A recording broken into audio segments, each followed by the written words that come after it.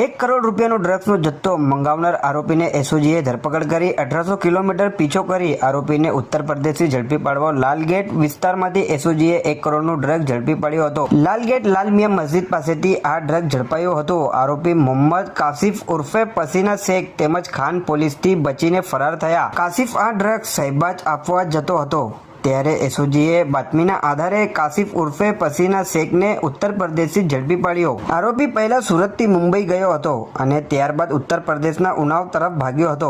પોલીસની ટીમ ત્યાં પહોંચતા આરોપી ત્યાંથી નીકળીને બારાબાંકીએ જિલ્લાના દેવા શરીફ ખાતે ભાગી ગયો હતો। જોકે પોલીસ વેશ પલટો કરીને આરોપી પસીના શેખને ઉત્તર પ્રદેશથી ઝડપી પાડ્યો। આરોપીએ ડ્રગ્સ મુંબઈ ખાતેથી મંગાવ્યું હતું। તે પોતાના પેટલરો મારફતે ડ્રગ્સનું ડિસ્ટ્રીબ્યુશન કરતો હતો। હવે આરોપીને પણ સુરત પોલીસે ઝડપી પાડ્યો અને પેટલરોની ઓળખ કરવાની દિશામાં પણ તપાસ હાથ ધરી છે। Bureau report KVN TV news Surat.